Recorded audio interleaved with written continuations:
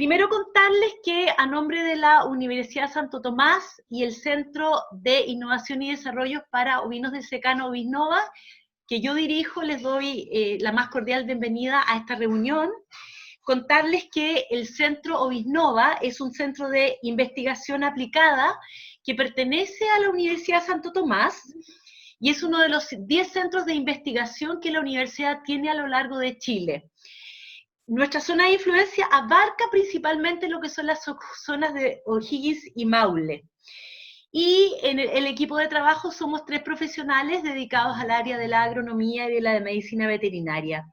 Nuestro objetivo como centro es contribuir a la inserción competitiva y el desarrollo sustentable de la ganadería ovina del secano, en aspectos de desarrollo tecnológico, innovación y desarrollo económico del rubro.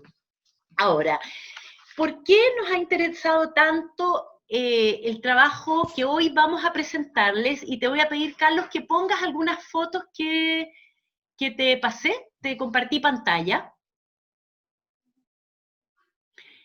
Quiero contarles que hoy estamos, la verdad, en una mega sequía, ¿ok? Hace unos días atrás, en la charla que tuvimos con Rafael Larraín, él nos indicaba que esto es un nuevo clima. Dame la siguiente, Carlos. El secano está completamente seco, ¿ya? No ha llovido o ha llovido muy poquito y voy a aceptar a unas personas que me están pidiendo entrar.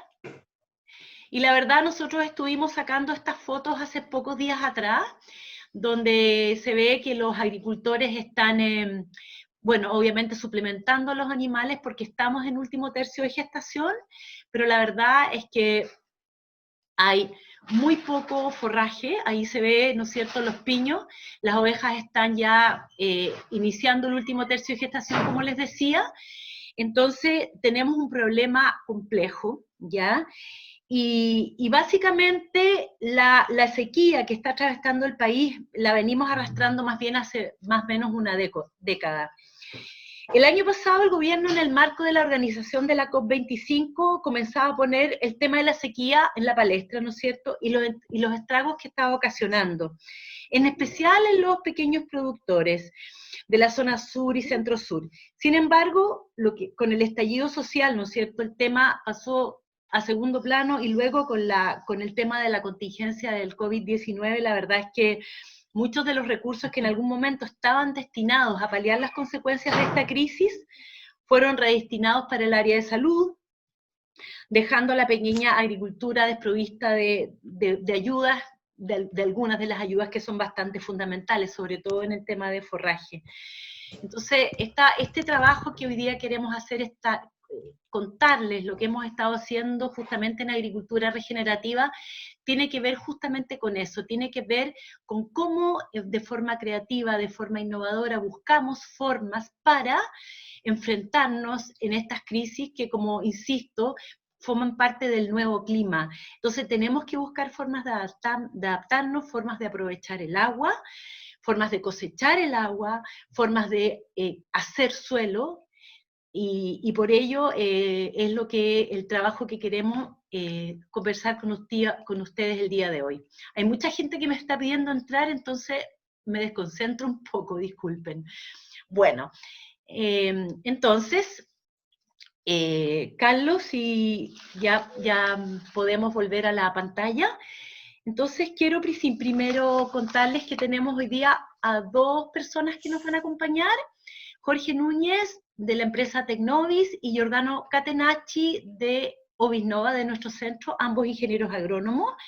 La idea es que Jorge y Giordano van a hacer una presentación del trabajo que se ha hecho en un trabajo en equipo entre la universidad y la consultora Tecnovis, que es consultora de INDAP, en el marco de un programa de agricultura regenerativa que llevamos trabajando hace varios años.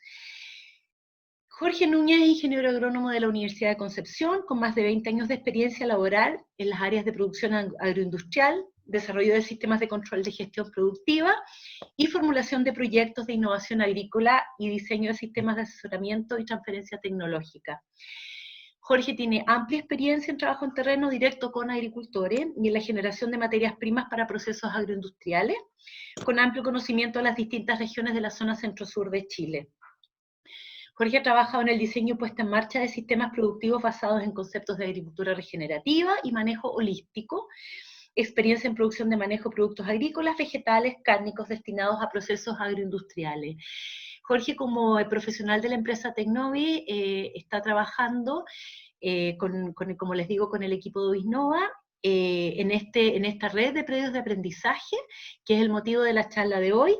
Nos va a contar la experiencia y luego Giordano va a pasar a contarnos la experiencia en el tema de la Universidad de Santo Tomás, digamos, lo que tiene que ver con el trabajo de la Universidad de Santo Tomás con el Centro de Uisnova en esto.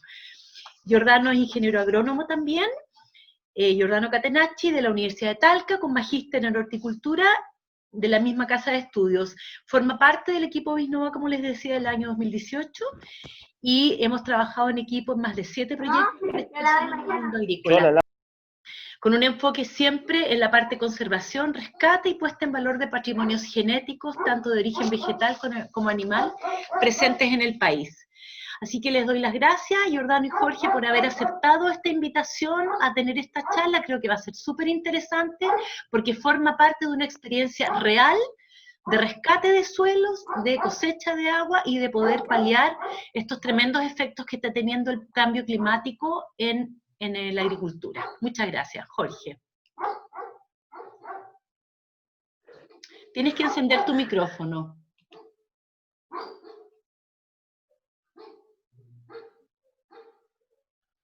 Ahí sí, ¿me escuchan? Ahí te escuchamos. ¿Sí? Bueno, buenas tardes a todos. Un gusto tener tanta gente que nos pueda, con lo cual podamos conversar. Voy a partir inmediatamente. ¿Cómo comparto pantalla acá? Compartir pantalla. Lo puedo hacer yo, ¿verdad? No te escucho, Marcela. Tienes que hacerlo tú, donde dice compartir pantalla. Perfecto. Ahí estoy en eso. Ya. Ahí todos están viendo la pantalla, ¿no? Sí, perfecto. Sí, se ve bien. Ya. Dale. Correcto. Bueno, partamos. Sí, se ve bien. Muchas gracias. Bueno, como Marcela me presentó, mi nombre es Jorge Núñez, ingeniero agrónomo de la empresa Tecnovis. Básicamente, yo voy a hacer una suerte de introducción, ¿ya? Después Giordano va a entrar en temas más concretos, pero quiero dejar planteado el tema que nosotros nos acercamos al tema de la agricultura regenerativa a nivel de usuarios. Ya hemos escuchado a todos los expertos hablar del tema. Y sobre todo, recojo lo que dice Marcela en términos que nos planteamos en esta conversación que vamos a tener a modo de reflexionar de lo que realmente está pasando en el secano y qué podemos hacer en términos concretos para poder aliviar un poco lo que está pasando, ¿ya? ¿Quiénes somos? Tecnovis es una empresa consultora que se fundó a fines del año 90, fundamentalmente para prestar servicios de asistencia técnica de los programas de INDAP. Es la razón de ser de que se formó la empresa y desde esa fecha hasta el día de hoy hemos mantenido una vinculación directa con INDAP a través de sus programas de asistencia técnica. Estoy poniendo el cronómetro para no pasarme el tiempo. Fundamentalmente partimos en varias comunas de la región, en varias áreas de la región, pero finalmente nos fuimos especializando y nos establecimos de manera definitiva en el sector del secano de la región de O'Higgins, en las comunas de Marchihue, Pumanque, Lolol, La Estrella y Litueche. Ya llevamos muchos años en esa zona. ¿Qué significó fundamentalmente este trabajo y qué ha significado este trabajo con INDAP a través de su programa de asistencia técnica? Se han trabajado fundamentalmente 3 áreas fundamentales. En primer lugar, a nivel de inversiones en infraestructura en los predios, cuando se iniciaron los programas de asistencia técnica en esa zona, el nivel tecnológico era bastante bajo, ¿ya? Gracias a todo el apoyo de INDAP y a todos los programas de fomento que tiene y de bonificación que tiene INDAP, se logró hacer un programa de inversiones bastante impactante, ¿ya? A la fecha, prácticamente todos los usuarios de INDAP cuentan con corrales, con galpones, con potreros, con cercos, situación que no ocurría hace mucho tiempo atrás, digamos, ¿ya? Entonces hubo una mejora muy significativa en términos de inversiones en infraestructura. También se trabajó mucho y se trabaja todo lo que es el manejo productivo de los rebaños ovinos, ¿ya? Fundamentalmente se ordenaron los ciclos productivos, se manejó mejor el encaste, por lo tanto las pariciones fueron más controladas y se logró obtener un producto más homogéneo y de mejor calidad. Todos los indicadores productivos y reproductivos subieron significativamente, las tasas de parición, las tasas de destete, etc., ¿ya? También hubo un impacto importante en esa área. Y finalmente el tercer grupo de tareas que se han hecho ahí es el establecimiento de praderas, ¿ya? Es muy conocido el tema de las praderas anuales a través de los bonos de avena, que se llama, o bonos de pradera comunitaria, que permite que los agricultores establezcan siembras de avena para pastoreo, enfardar o cosechar grano, y con un fuerte apoyo del INDAP, ¿ya? Es un elemento fundamental. Y también los programas CIRS han permitido el establecimiento en menor escala de praderas permanentes y mejoramiento de suelo. Sin embargo, después de tantos años de estar trabajando en el secano, seguimos observando el mismo deterioro y la misma fragilidad de los sistemas productivos. Observamos un gran deterioro de los recursos naturales. Por lo tanto, los sistemas productivos son muy frágiles todavía, ¿ya? El suelo, que es el principal elemento o factor de producción, prácticamente en muchas parcelas ya ni siquiera existe. Por lo tanto, la producción de las praderas naturales y la misma producción de las praderas sembradas está fuertemente limitada por los niveles de fertilidad y la calidad de esos suelos. Por lo tanto, son sistemas productivos altamente dependientes de la ayuda externa, ¿ya? Sin esta ayuda externa, estos sistemas empiezan a tener serios problemas de productividad y de sostener esos rebaños bovinos y de tener cierto nivel de rentabilidad. Entonces, en esta mirada, desde hace mucho tiempo que al equipo de Tecnovis y en conversación con mucha otra gente, sentíamos que nos faltaba una pieza, sentíamos que faltaba algo que le diera a estos sistemas realmente sustentabilidad y que pudieran, de alguna forma, enriquecerse, por decirlo de alguna manera. Nos faltaba de alguna forma la mirada integradora, la mirada que abarcara no solamente las áreas en las cuales hemos trabajado, que son inversiones, los animales, su manejo productivo, sus manejos sanitarios, o las praderas. Nos faltaba de alguna manera conectar todo esto en algún sistema que nos permitiera realmente ver si estábamos avanzando o sencillamente estábamos subsidiando sistemas productivos que sin estos apoyos podían colapsar. Y esa mirada integradora, por el devenir de nuestras profesiones, de nuestros trabajos, fue lo que nos llevó finalmente al tema del manejo holístico y la agricultura regenerativa. Y aquí yo me voy a centrar un poquito. ¿Qué significó para nosotros descubrir el manejo holístico y la agricultura regenerativa? Básicamente entender algo que es muy obvio, ¿no?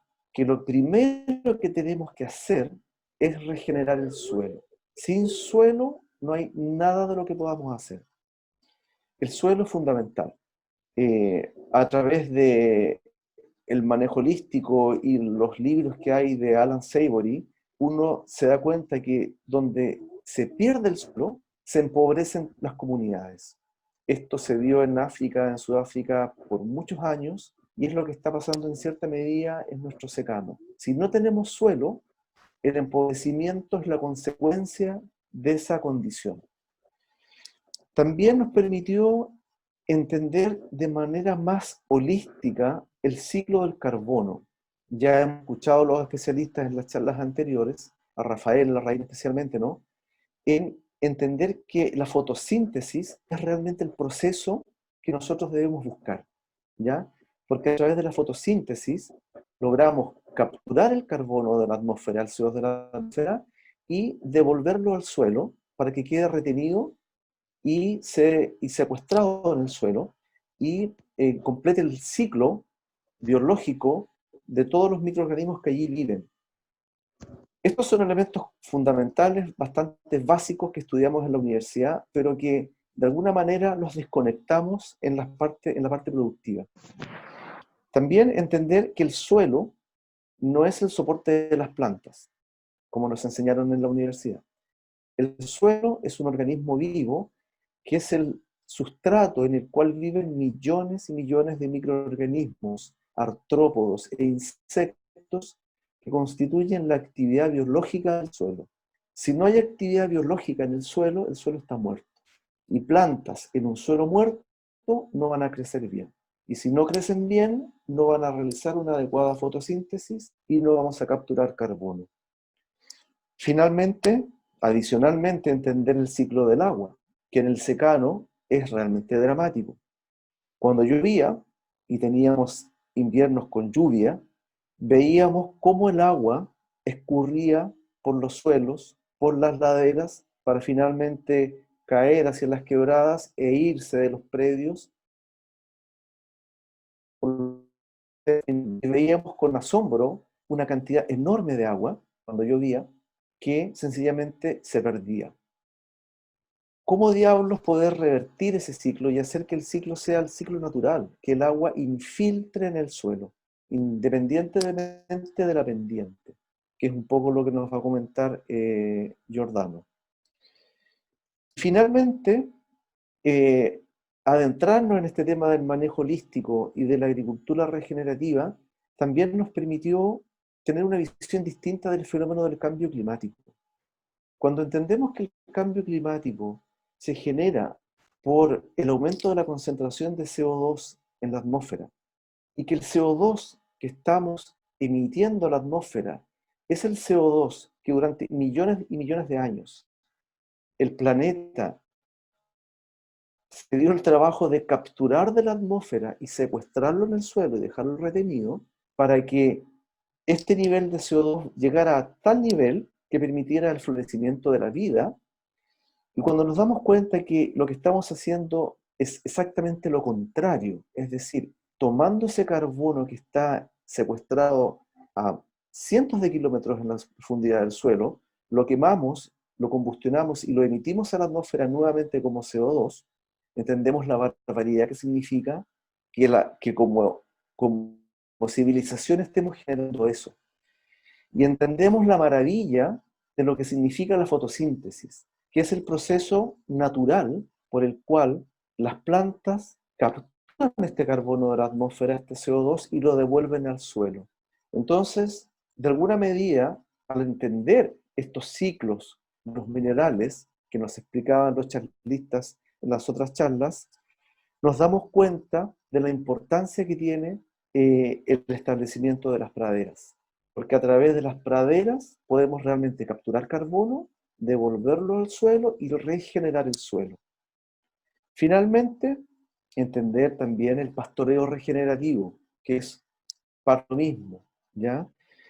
Darnos cuenta que existe una relación muy estrecha entre los rumiantes y la pradera, y darnos cuenta, gracias a las observaciones que hizo Alan Savory y que plasma en su libro de manejo holístico, darnos cuenta que estos sistemas evolucionaron juntos por millones de años, hasta lograr un equilibrio donde existen una gran cantidad de producción de forraje, donde el suelo es muy fértil, donde la población de rumiantes está en equilibrio y no hay degradación de los recursos. Es entender que tenemos que volver de alguna forma a establecer esa relación entre los rumiantes y la pradera, que por no entenderla y por desconocerla, la rompimos y generamos la degradación de los recursos. Darnos cuenta que el impacto animal es positivo. replicar el proceso natural que ocurre en las grandes superficies donde están los sistemas naturales, con los herbívoros y los depredadores, donde efectivamente el impacto animal contribuye a regenerar el suelo. Entender también que hay tiempos de recuperación, que lo fundamental es darle el tiempo a las plantas que se recuperen una vez hecho el impacto animal, para que puedan nuevamente realizar la fotosíntesis y nuevamente transportar este carbono a través de todos los procesos de la planta al suelo y aumentar la actividad biológica del suelo. Todo esto que yo les cuento, que es como un resumen muy básico de lo que nos han dicho los expertos, es la mirada que en nuestra opinión faltaba en el secano, ¿ya? Es entender que ahora no podemos mirar las cosas como separadas, como inevitablemente las miramos, sino que tenemos que desarrollar la mirada holística, entender nuestros sistemas productivos como un todo. Finalmente, contarles que al meternos en este tema en los últimos años, hemos descubierto una red enorme de gente, de empresas, de consultoras, de instituciones que están trabajando en este tema de la agricultura regenerativa. Y al mirar hacia países en el extranjero te das cuenta que es una corriente muy fuerte, que ya está instalada. Y como comentaba Marcela, antes del estallido social, el tema de la agricultura regenerativa ya estaba siendo nombrado por nuestras autoridades. El presidente Piñera usó la palabra agricultura regenerativa en una charla de la SMA. El ministro de Agricultura actual se ha referido a este tema como la agricultura del futuro. Por lo tanto, el tema ya está instalado. Estoy poniendo algunas empresas y organizaciones que están trabajando fuertemente en la agricultura regenerativa. Efecto Manada, que es una de las pioneras. Espacio Regenera, que es un punto de encuentro en Santiago, donde se realizan múltiples charlas. Están todos los libros que ustedes quieran encontrar ahí. Y es un punto de aprendizaje. El Manzano, que todos los conocemos hace mucho tiempo. Dos empresas que están produciendo carne de vacuno de manera regenerativa en el sur. Y finalmente quiero agregar la red de predios de aprendizaje y básicamente poner una definición preliminar. ¿Qué es lo que pretende esta red? Esta red pretende agrupar, primero que nada, esta red está formada con productores de INTA, ¿ya? Eso es muy importante. ¿Y qué es lo que busca? Busca crear espacios de conocimiento y aprendizaje en técnicas y prácticas de la agricultura regenerativa. Aquí hay que mirar esta receta, aquí hay que observar y evaluar el impacto de las acciones que se estén tomando. Porque lo que tenemos que restablecer son los ciclos naturales que existían antes. Por lo tanto, no hay receta. Queremos dar a conocer el impacto que tengan estas prácticas, tanto en la productividad, ya sea de la pradera o de los animales, y también evaluar y demostrar que esto tiene efectivamente un impacto en la actividad biológica del suelo y que logramos realmente el proceso de regeneración del suelo, ¿ya? Queremos hacer días de campo, jornadas de trabajo, de reflexión, capacitaciones y cursos especializados, en la medida que vayamos volviendo a la normalidad y podamos volver a las actividades de terreno. Así es que esa es la parte mía, a modo de introducción, Marcela, y es el momento de que entrara Giordano. Muchas gracias, Jorge. ¿Se me escucha bien? Muy bien. Ya, perfecto. Voy a compartir pantalla.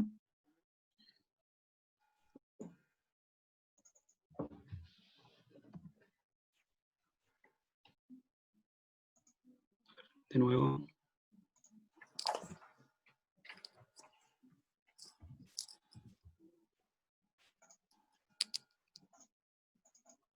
Ahí sí. Bueno, antes que nada también agradecer a todos los presentes por el interés en esta charla y en todo el ciclo de charlas que estuvimos organizando tanto con Novis Nova, ¿cierto?, como con Tecnovis. Mi parte de esta presentación se va a enfocar en primer lugar en dar a conocer cómo fue que el Centro Visnova de la Universidad de Santo Tomás empezó a profundizar en los conceptos de la agricultura regenerativa, para posteriormente contarles cómo empezamos a probar ciertas prácticas que son consideradas dentro de este modelo de agricultura y los resultados que estamos obteniendo. Bueno, para comenzar, partir contándoles que ya hace varios años que el Centro Visnova venía enfrentándose a la problemática quizás siempre presente que ha tenido el rubro vino de secano, el cual es mejorar su rentabilidad, mejorar la sustentabilidad de este rubro y también hacerlo menos vulnerable a las consecuencias que tiene el cambio climático. Y en ese entonces, todos los esfuerzos de trabajo e investigación se concentraban en este componente del sistema agrícola ovino, el componente animal, ¿ya? Se concentraban en estudios en reproducción, en productividad de los animales, en aspectos sanitarios, y de a poco nos empezamos a dar cuenta de que era necesario ampliar un poquito más, ¿cierto?, el espectro con el cual se iba a trabajar, y tenemos que considerar también el componente planta, ¿cierto?, los forrajes, el crecimiento de las praderas, y también evaluar las interacciones que se dan entre estos dos componentes, tanto, ¿cierto?, animal como planta.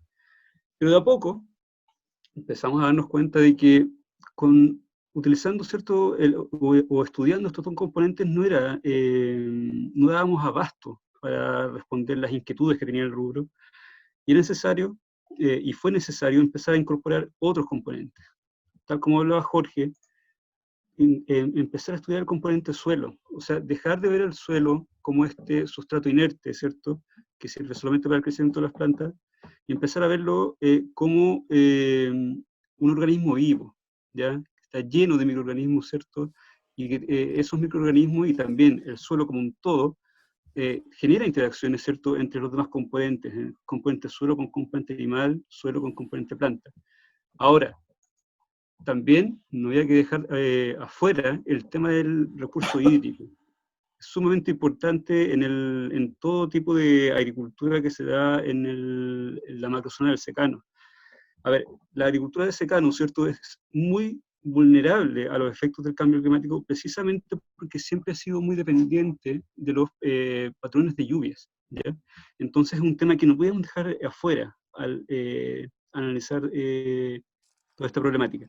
Y finalmente, no olvidarnos, ¿cierto?, del ecosistema, ¿ya? Porque toda actividad agrícola está inserta en un ecosistema y existen interacciones, ¿cierto?, entre todos los demás componentes que observamos acá con el ecosistema el cual nos rodea. Pero nosotros como centro queríamos ver, no queríamos tampoco analizar estos componentes de forma por separado ni las interacciones entre sí, sino que necesitábamos verlo de forma en conjunto o de forma holística, como mencionaba Jorge, ¿ya? No como no como la suma de sus partes, sino como un todo, ¿ya? Entonces, empezamos a leer, empezamos a buscar información, investigar qué prácticas o qué modelos de agricultura se asemejaban a lo que nosotros pensamos que era el camino para dar respuesta a las problemáticas del rubro ovino, y nos encontramos con la agricultura regenerativa, ¿ya? La agricultura regenerativa, en palabras muy, muy simples, es pasar de este modelo que conocemos, ¿cierto?, la agricultura tradicional, en cual uno se basa en la cual es netamente extractiva, ¿cierto?, y la mayor prioridad está en producir, ¿cierto?, lo más que se pueda y maximizar la rentabilidad del negocio agrícola. Pasar de esa visión de agricultura a una agricultura que se preocupe mucho más del tema de la conservación y de la regeneración de los recursos naturales involucrados en la actividad agrícola, ¿ya?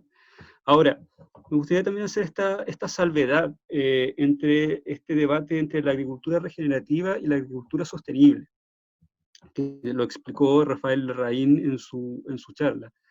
La agricultura sostenible lo que busca, tal como indica su palabra, es sostener, ¿cierto?, las condiciones en las que se está desarrollando actualmente la agricultura. ¿Ya? Ese es su gran propósito. Mantener, ¿cierto?, o evitar que se siga degradando el suelo, evitar la degradación de las praderas, ¿cierto?, mantener la fertilidad actual del suelo.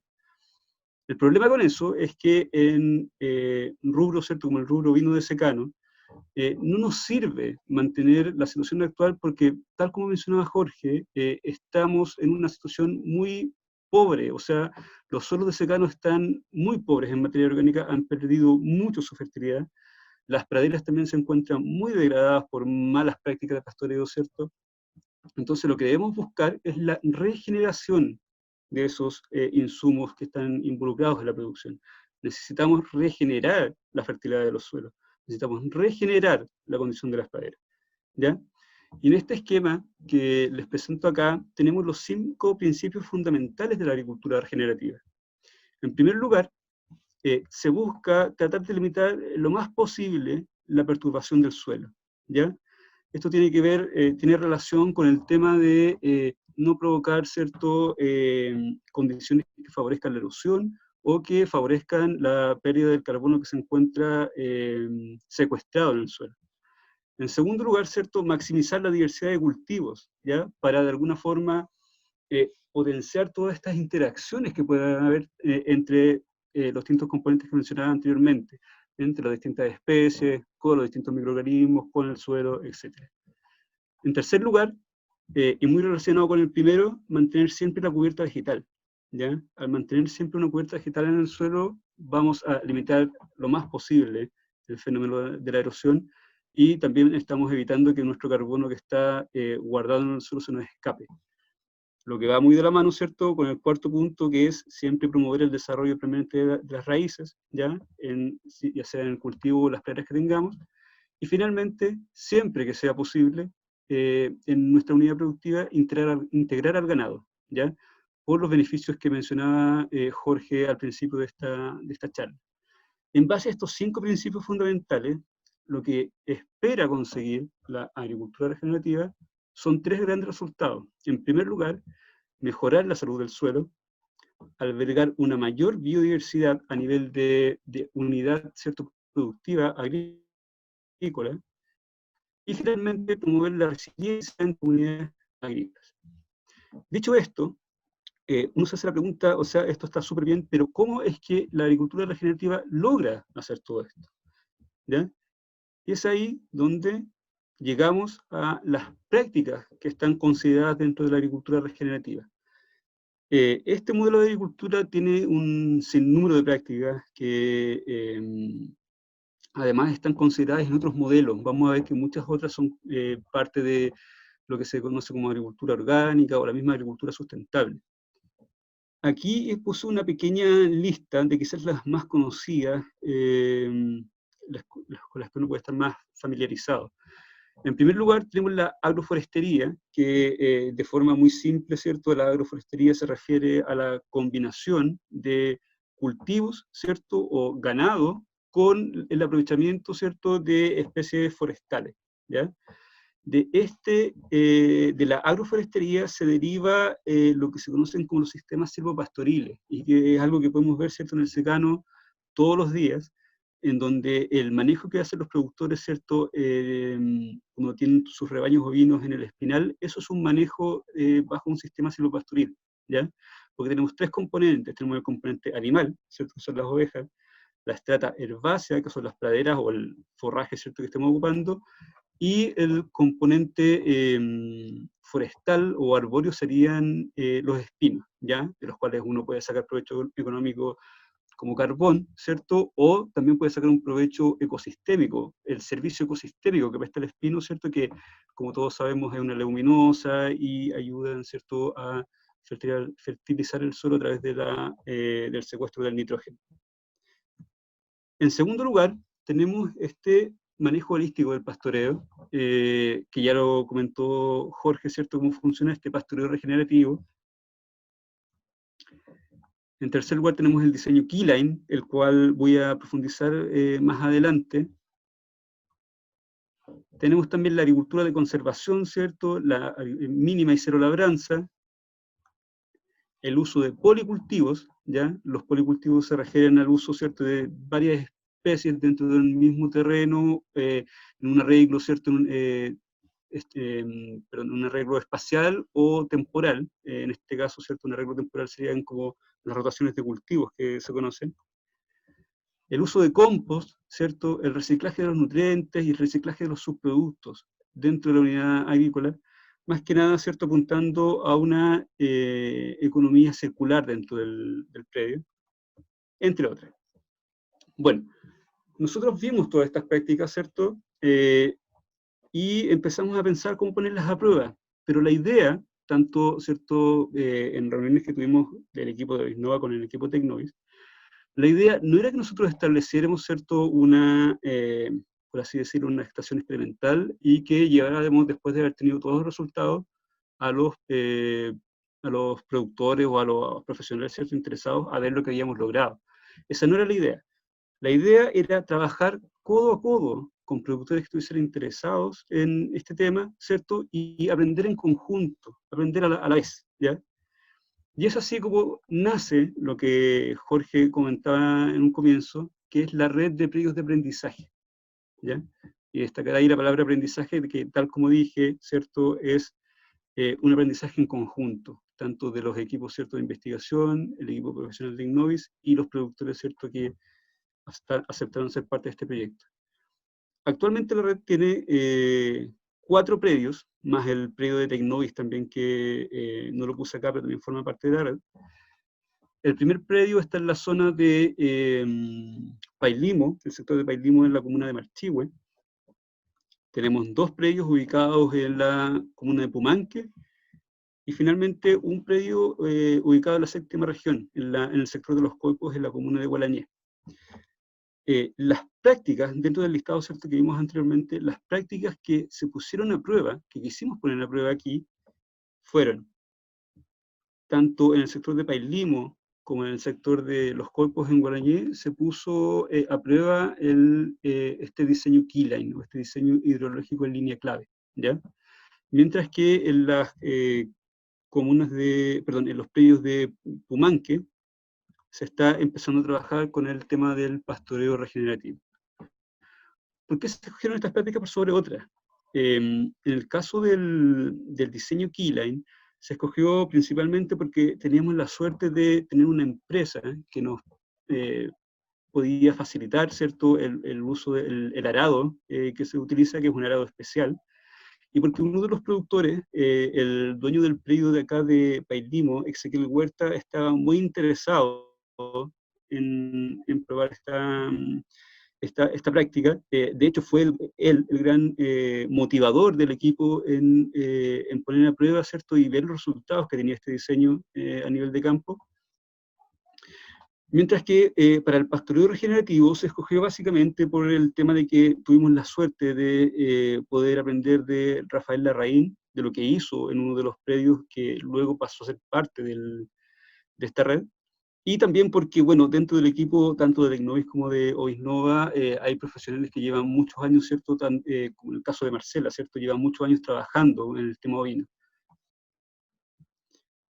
Bueno, ya pasando de lleno al tema del diseño keyline, o diseño hidrológico en línea clave, como también se conoce, este diseño es básicamente un diseño que se aplica a nivel predial, ¿ya?, donde se determina un cierto patrón de laboreo del suelo, que lo que busca es maximizar la retención de agua en el suelo y que además permita la redistribución del agua lluvia dentro del terreno. O sea, evitar que el agua se vaya, ¿cierto?, solamente a las partes bajas y se acumule en las partes bajas, o que muchas veces por escorrentía salga de nuestro predio.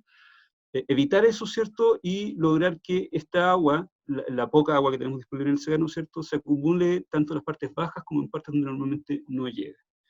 ¿Cómo se hace eso? A través de la determinación de algo que se conoce como el punto clave. El punto clave, de una manera muy, muy simple para explicar, es el punto en una ladera en donde pasamos de una pendiente, ¿cierto?, muy pronunciada a una pendiente un poco más suave. Ese quiebre en la magnitud de la pendiente es el que se denomina como punto clave. Y es en base a ese punto clave que se traza una línea clave. La línea clave básicamente es la curva de nivel que pasa por ese punto, ¿ya? Y es en base a esa línea clave, la cual se ajusta, ¿cierto? Dependiendo de condiciones del terreno, de la factibilidad de poder trabajar en el terreno, se determina el patrón de laboreo del suelo de forma paralela a esa línea clave, ¿ya? Para que quede un poco mejor explicado, en una situación, ¿cierto?, normal, eso es como una ladera, es un modelo, ¿cierto?, de una ladera y cómo funcionan las correntías. Eso es lo que nosotros veríamos en una ladera, ¿cierto?, si no estuviese intervenida, ¿ya? El agua simplemente fluye por la ladera, ¿cierto?, se acumula en las partes bajas o, ¿cierto?, simplemente se pierde, sale del terreno. Si nosotros intervenimos esa ladera mediante este diseño hidrológico, lo que logramos es esto, ¿ya? Toda esa agua que en algún momento se perdía del campo, ¿cierto?, o se acumulaba en las zonas bajas, ahora nosotros la redistribuimos, ¿cierto?, y la movemos hacia las zonas donde normalmente no se acumula. Bueno, este es el predio donde nosotros trabajamos por primera vez este diseño Keyline. Este es el predio de Pailimo, de Ezequiel Huerta. No se aprecia muy bien en la foto, pero es un terreno que tiene bastante lomaje. Detrás de este hay una ladera bien pronunciada y después vuelve a subir el cerro. Para probar este diseño Keyline, lo que hicimos fue tener un potrero de 6 hectáreas donde se hizo toda la implementación de este diseño hidrológico, y además se contó con otro potrero en el cual no se intervino, pero que lo dejamos como un potrero control, ya, cosa de después comparar las evaluaciones que fuésemos a hacer, compararlas con un terreno no intervenido, ¿ya? Aquí tenemos el primer paso, era hacer el levantamiento topográfico del terreno. ¿Ya? Aquí tenemos tanto a Ezequiel, ¿cierto?, como Jorge, que están acá, estaban trabajando en la determinación de las curvas de nivel. Cuando uno hace, ¿cierto?, todo este trabajo de las curvas de nivel, llega, ¿cierto?, a un mapa como este, en donde se trazan las curvas de nivel y se determinan las líneas clave, se ajustan, ¿cierto?, de acuerdo a la posibilidad de trabajo del tractor, para posteriormente empezar a trabajar con el arado. Este arado es un arado especial, que es el arado que se denomina arado Yeomans, ¿ya? La gracia de este arado, o lo que busca este arado, es, con esta patita que tiene acá abajo, ¿cierto?, y también con esta cuchilla, lo que busca es generar un corte a nivel superficial muy fino, tratar de romper lo menos posible a nivel superficial, pero a nivel subterráneo generar una especie de túnel, ¿ya?, con esta pata, ¿ya?, que lo que busca es que en ese túnel acumular, ¿cierto?, el agua y mejorar la retención de agua en el terreno intervenido. Esta es una foto de lo que uno esperaría lograr como en condiciones ideales con el diseño Keyline. Ahí se puede ver, ¿cierto?, el corte perfecto, ¿cierto?, un corte bien finito a nivel superficial, y a nivel, ¿cierto?, subterráneo, generar ese túnel donde se supone, ¿cierto?, se acumularía agua. Aquí tenemos también otra foto donde no es tan perfecto, ¿cierto?, el corte, pero tiene la misma función, cumpliría la misma función. Esta es una foto del trabajo en terreno, luego de nosotros hacer el levantamiento topográfico, ¿cierto?, diseñar las líneas clave, se empieza a trabajar con el arado. Si pueden ver, así es como nos quedó el trabajo con el arado. Es mucho, si se puede observar, ¿cierto?, en la foto, hubo un levantamiento, ¿cierto?, de terrones mucho más grande de lo que nosotros esperamos, ¿ya?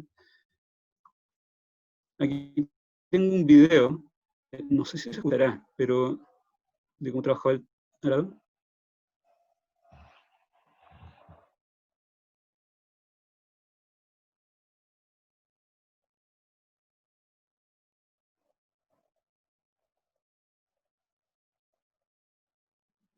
Bueno, en ese video se observa, ¿cierto?, claramente cómo fue removiendo muchos terrones a nivel superficial. ¿Por qué nos pasó eso? ¿Por qué hubo tanta rotura de terrones, ¿cierto?, y tanto levantamiento de tierra? Básicamente pasó porque, por desgracia, no contamos con esa cuchilla que tiene el arado, ¿ya? El arado que nosotros pudimos arrendar venía sin esa cuchilla. Entonces, lo que hace esta cuchilla es que va cortando el suelo antes de que pase la pata, y eso evita que la pata choque con tanta fuerza con el suelo, ¿cierto? Y provoque este levantamiento de la tierra. Pero había que trabajar con lo que había, así que se hizo simplemente. Esta es una foto de cómo estaba el terreno al primer mes de trabajado. Se pueden ahí observar claramente las curvas, ¿cierto?, en cómo se planificó el labrado del suelo. Y después de 4 meses se procedió a hacer evaluaciones. ¿Qué evaluaciones hicimos? Hicimos principalmente evaluaciones de la pradera, del crecimiento de la pradera, principalmente la producción de materia seca, ¿cierto?, el rendimiento de la pradera, y también la composición botánica. En esta foto se puede observar, mencionar también que utilizamos jaulas de exclusión para hacer las evaluaciones, para aislar, ¿cierto?, el efecto que puedan tener los animales al comer la pradera. Y podemos observar en esta foto, las fotos del lado izquierdo corresponden a fotos tomadas en el sector donde sí se intervino con el diseño Keyline, mientras que las fotos del lado derecho son del terreno que dejamos como control, ¿cierto? Y a simple vista se pueden observar las diferencias en producción de material vegetal. Esta tabla lo que muestra es los resultados que tuvimos en términos de producción de materia seca, de producción de la pradera. Las filas muestran, si se fijan, están separadas los dos sectores, el sector de keyline, del sector sin keyline, en 3 sectores, ¿ya? En el sector alto, sector ladera y sector bajo. Más que nada porque queríamos comprobar si es que en verdad con este diseño lográbamos redistribuir, ¿cierto?, el agua, y eso de alguna manera influía en una homogenización de la producción, ¿ya? Voy a ir directamente al tema del peso seco, ya que es el que importa cuando uno habla, ¿cierto?, en términos de productividad de pradera y también en importancia para el consumo animal. Si se fijan, en promedio, o a nivel general, la producción de la zona donde se aplicó el keyline fácilmente cuadruplica la productividad del terreno donde no hay keyline, ¿ya?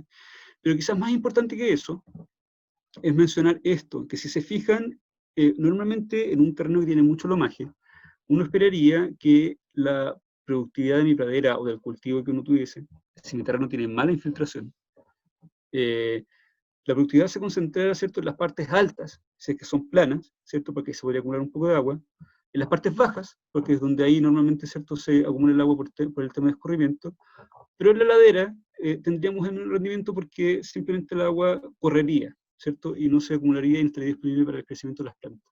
¿Qué es lo que se observa acá? ¿Ya? Tenemos la producción concentrada en la parte alta, en la parte baja, y en la ladera tenemos muy poquito. Sin embargo, si observamos los resultados que tuvimos en el keyline, tenemos que se modificó ese patrón, ¿ya? En donde tenemos, sí, seguimos teniendo, ¿cierto?, la mayor producción en la parte baja, pero tenemos este resultado que es súper importante. En la ladera, donde uno podría esperar, ¿cierto?, la menor producción de materia seca, tenemos una producción que se asemeja mucho a la parte baja, ¿ya? Respecto a la composición botánica se calculó en base a al peso seco, ¿cierto?, de cada, en este caso, de cada familia de especies. El color verdecito más claro son las gramíneas, el naranjito son otras especies, ¿ya? Y lo importante aquí de ver en este gráfico es que donde se trabajó con el diseño Keyline, observamos que apareció otra especie que no estaba presente acá, ¿ya?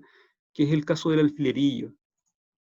Esta planta, ¿cierto? Son especies del género Erodium, ¿ya?, que tienen un valor forrajero bien interesante. Entonces también fue un resultado positivo de aplicación de este diseño en el periodo de los colpos. Ahora, si bien tuvimos resultados bien interesantes en ese predio, la idea no era quedarse solamente con esos resultados, porque puede ser de que justo hayan pasado ciertas condiciones que favorecieron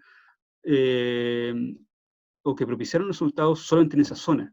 ¿Ya? Tenemos que tratar de replicar este ensayo, por así decirlo. Y eso fue lo que hicimos cuando aplicamos el diseño Keyline en el sector de los coipos. ¿Ya? Esta fue la zona donde se aplicó. Este es el potrero donde se hizo el diseño Keyline. Allá pueden ver, ¿cierto?, a Ezequiel haciendo el levantamiento topográfico.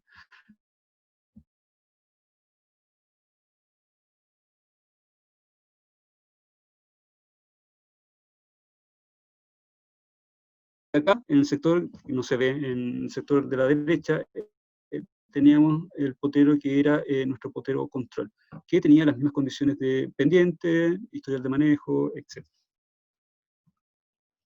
Se hizo el mismo trabajo, se hizo el levantamiento topográfico, la determinación de las líneas clave, y se procedió a hacer el laboreo del suelo. Con el mismo arado, y que por desgracia tampoco contamos con la cuchilla. Este video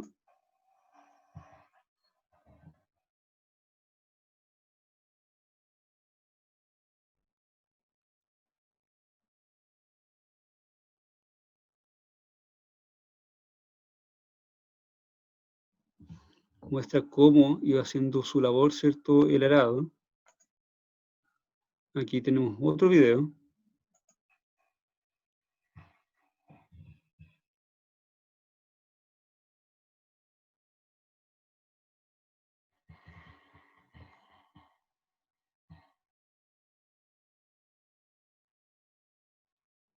Donde vemos, ¿cierto?, donde a pesar de que no contamos con la cuchilla, ¿cierto?, el levantamiento de tierra por efecto de la pata no fue tan grande como lo fue en, perdón, en Pailimo.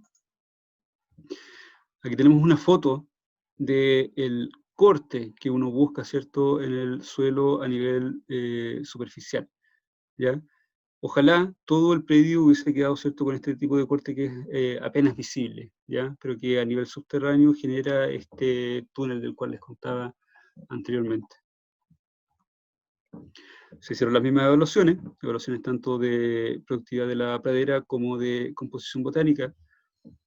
Aquí, si se fijan, en el peso fresco, hubo una gran diferencia entre donde se pasó, ¿cierto?, el arado y donde se dejó, donde no se intervino. Pero si se fijan, el peso seco, esa diferencia no se traduce acá, o sea, es bastante menor, ¿ya?, la diferencia. Más importante de estos resultados es este tema, el tema de la composición botánica.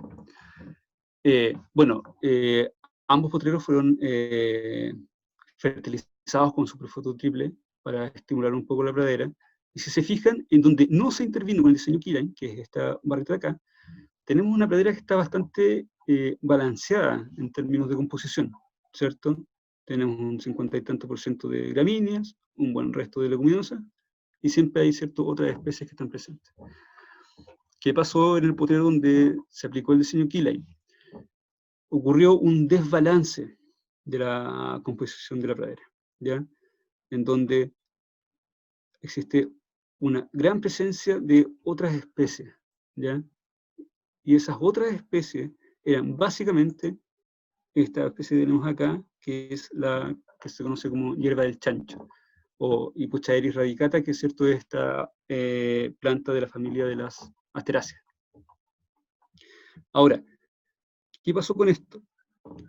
¿Por qué pasó esto? Nosotros en un principio no entendíamos por qué presentábamos, ¿cierto?, un rendimiento, no se tradujo, ¿cierto?, lo que observamos en Pailimo, pero después, si retrocedemos, ¿cierto?, a esta imagen, podemos observar que por el paso del tractor, más que por el paso del arado en sí, el tractor, con la fuerza, la compactación o la fuerza que ejercía la rueda del tractor, lo que nos hizo es generar mucho suelo que quedó descubierto o destruyó la pradera que venía creciendo, ¿ya?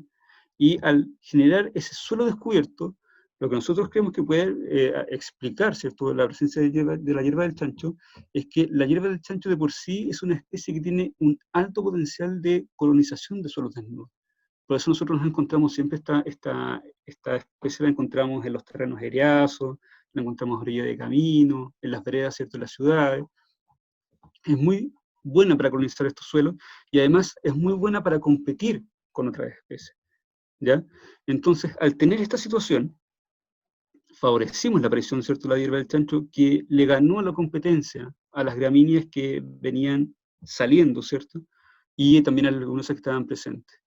Entonces, la conclusión que nosotros sacamos al respecto es que quizás entramos demasiado tarde con el arado a hacer este trabajo, ¿ya? Si hubiésemos entrado antes, quizás no hubiésemos dañado tanto la pradera y hubiésemos favorecido un poco más a las especies que nos interesaban, ¿cierto?, las leguminosas y las gramíneas, para competir con las posibles, ¿cierto?, otras especies de esta hierba del chancho que venían saliendo. Ahora, ¿qué conclusiones sacamos respecto al diseño Keyline como equipo, como Tecnobis, como Visnova? En primer lugar, esta práctica sí demuestra efectos promisorios, sobre todo con lo que observamos en Pailimo, ¿ya? Si pudiésemos replicar eso sería genial en otros predios, ¿cierto?, del secano. Pero nos quedamos con una serie de desafíos que tenemos que sacar adelante. El primero de ellos es sin duda que tenemos que seguir haciendo evaluaciones más de un año. Ya no nos podemos quedar simplemente con los resultados de un año y decir que esto funciona de maravilla. Siempre que uno trabaja con suelo, ¿cierto? Es necesario hacer un seguimiento, ojalá de 3, 5 años, 10 años si es posible, para saber si es que este efecto que nosotros estamos logrando es un efecto temporal, ¿cierto?, o es un efecto permanente. ¿Ya? Además, tenemos que descartar la influencia del año climático, ¿ya? Puede ser que justo nos haya tocado un año súper bueno para probarse este diseño, que no lo fue el 2019, pero necesitamos también aislar ese efecto que pueda tener el efecto climático, ¿cierto?, sobre lo que estamos evaluando. Otro desafío también que necesitamos considerar es el tema de ampliar el abanico de evaluaciones que tenemos que hacer. Por desgracia, y quizás porque no teníamos más implementos para hacer evaluaciones más interesantes, evaluamos solamente ciertos parámetros de pradera, ¿ya?, que era lo más fácil, ¿cierto?, lo más sencillo de evaluar.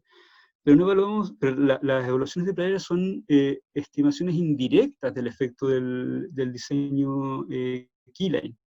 Lo ideal hubiese sido evaluar parámetros de suelo, ¿cierto?, o más importante, parámetros de cómo la humedad se conserva en el suelo, ¿ya?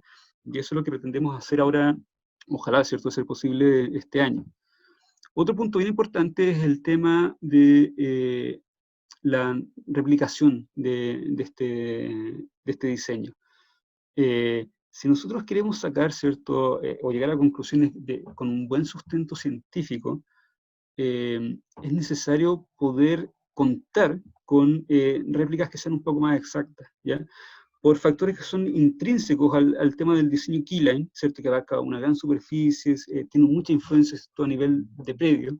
Es muy difícil contar con las réplicas que normalmente uno utilizaría en ensayo de investigación agrícola para poder, ¿cierto?, sustentar estadísticamente que lo que nosotros estamos encontrando tiene relevancia, ¿ya? Y finalmente, que también es muy importante, tenemos que saber aislar el efecto de este diseño hidrológico. ¿Por qué? Porque uno puede decir, ¿cierto?, que los resultados que obtuvimos pueden ser simplemente por el hecho, o las diferencias que obtuvimos entre los tratamientos, entre los potreros donde se aplicó el diseño Keyline y donde no se aplicó. Uno puede decir que simplemente puede ser explicado porque pasamos un arado, ¿cierto?, un arado cualquiera, no puede no haber sido un arado Yeomans,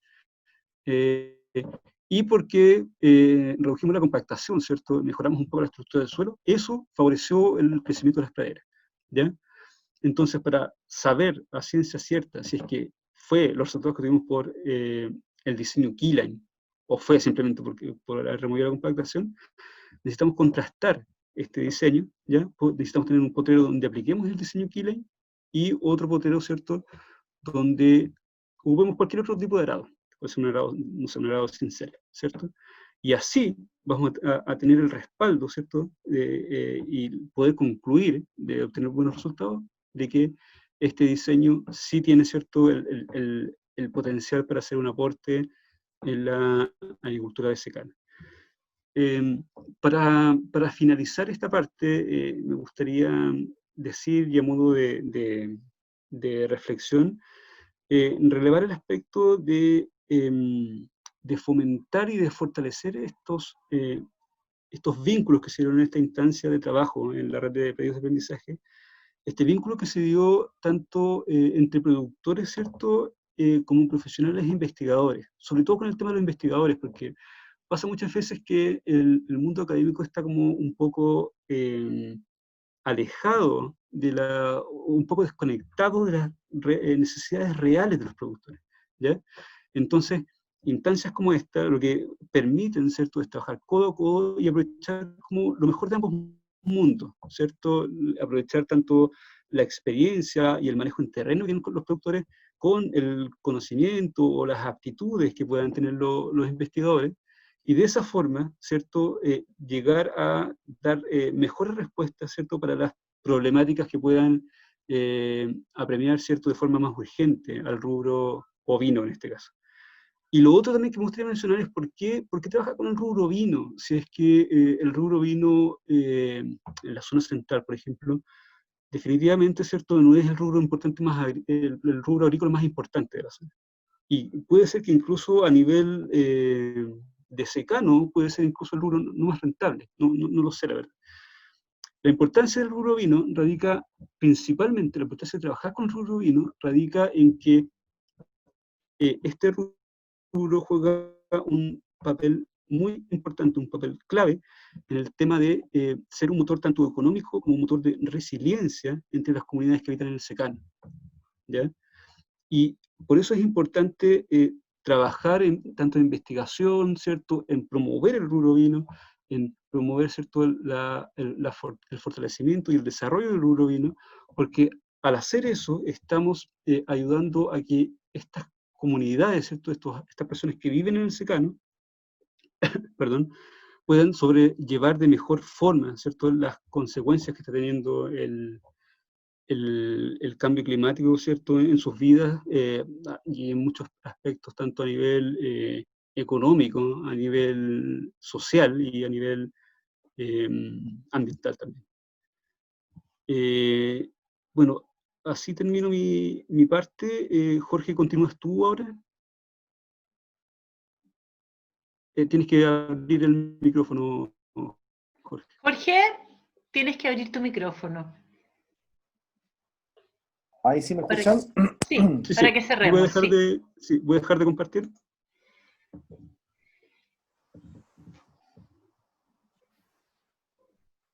Y video.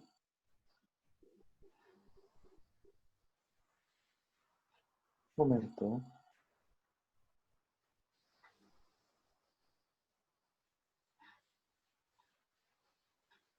Puedes poner, ahí está. Ahí sí. Ya. Para terminar, les voy a mostrar, esto va a ser breve, pero dramático. ¿Ya? Es complementar todo lo que ha dicho Giordano con decir que en los predios de la red se implementaron pluviómetros, ¿ya? En mayo del 2019. Y eso nos permitió hacer el monitoreo de las precipitaciones de todo el 2019 y, por supuesto, lo que va de este año. Entonces yo les voy a mostrar unos cuadros en Excel, básicamente con eso. ¿Ya? Entonces me voy a compartir pantalla. Ya.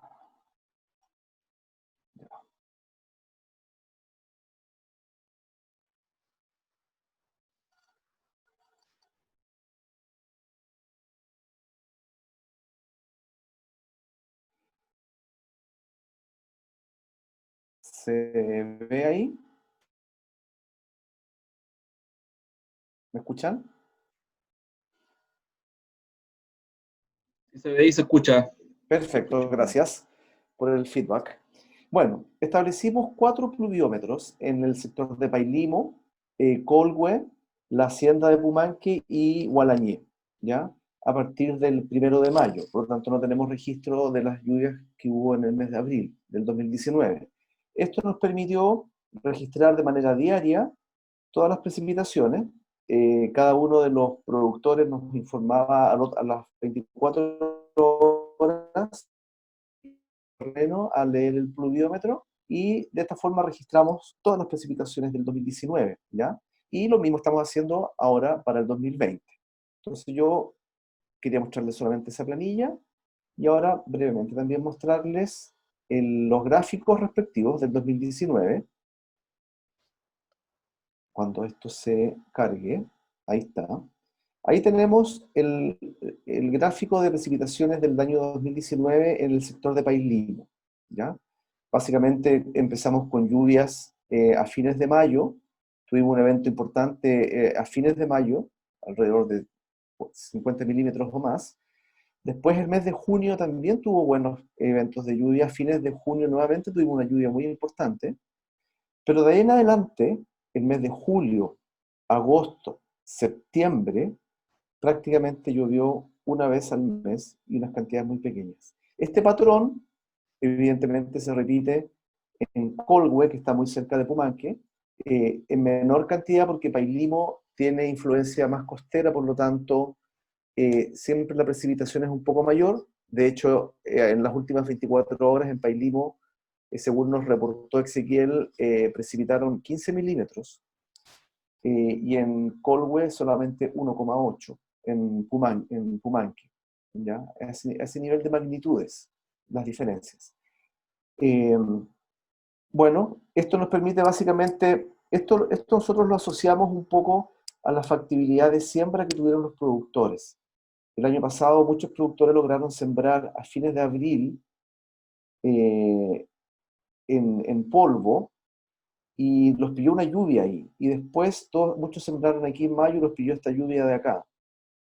Los que no tenían suelo preparado tuvieron que esperar un poco esto y sembraron, y no alcanzaron a sembrar aquí a mediados de primera quincena de junio, algunos sembraron segunda quincena de julio, ¿ya?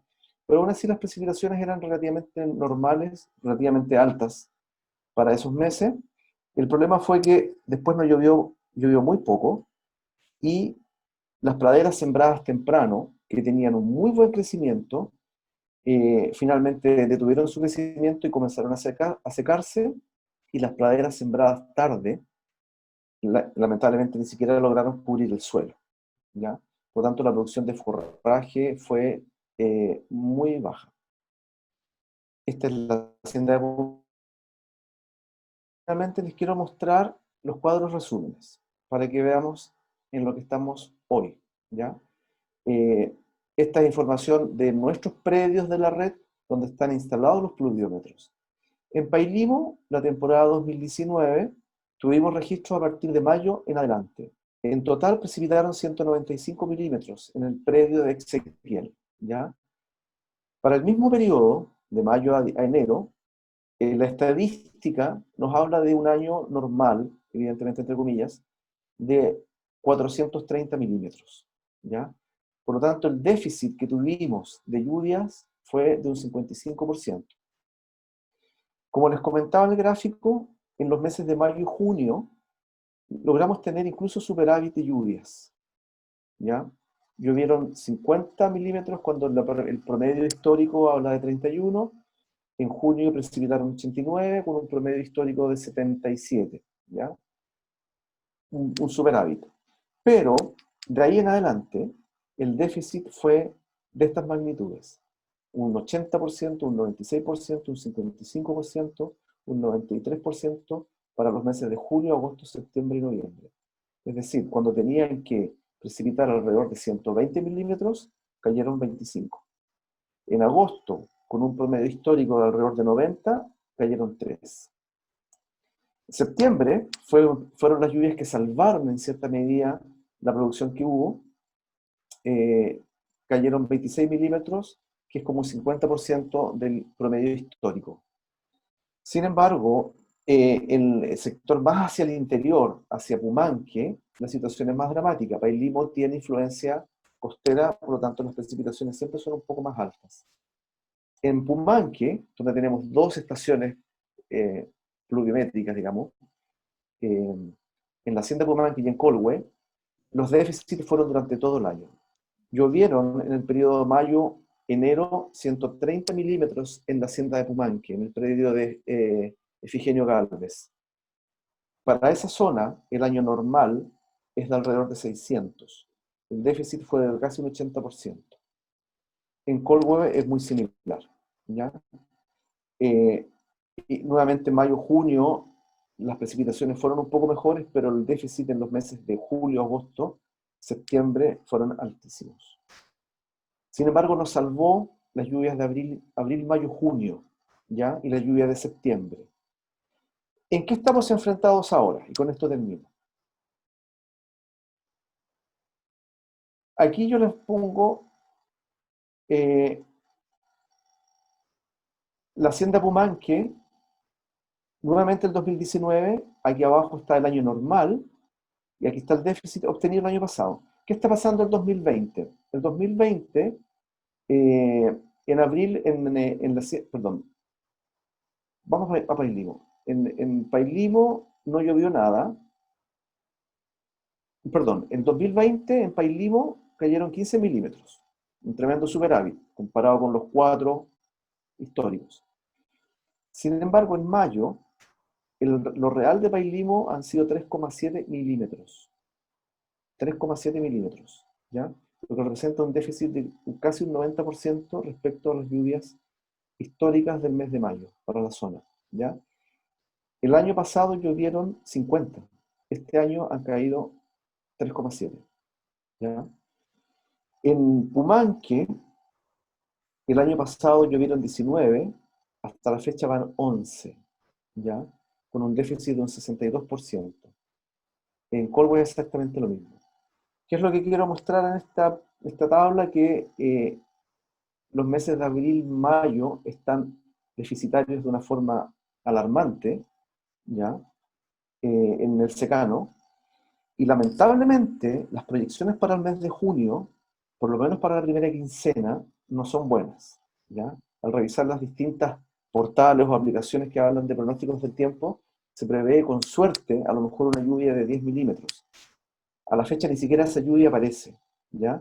Por lo tanto, el déficit que podríamos tener en el mes de junio también podría ser bastante alto, ¿ya? Eso nos pone en una situación realmente dramática, ¿ya? Porque nos quedan solamente el mes de julio y algo de agosto para que podamos tener lluvias, ¿ya? Entonces, lo que les puedo comentar al respecto es que el año está extremadamente dramático. Las precipitaciones hasta el mes de mayo son bajísimas y la proyección de la primera quincena de junio no es para nada provisoria, ¿ya? Así es que eso es lo que yo les quería mostrar, Marcela, respecto al tema de las precipitaciones. Ok. Gracias, Jorge. Y querría terminar con una pequeña transparencia. Ok.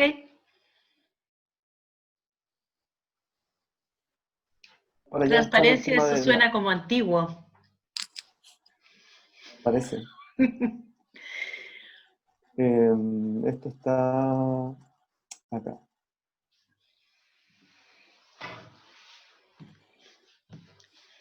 Finalmente, ahí está Ezequiel. Esperemos que esto se mueva.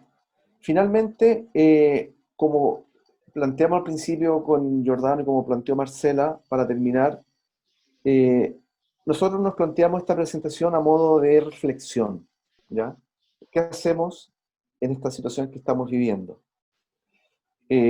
Básicamente, ya Rafael Larraín habló de que no estamos frente a una sequía, estamos frente a un nuevo clima, ¿ya? Si esto es así, realmente es dramático, ¿ya?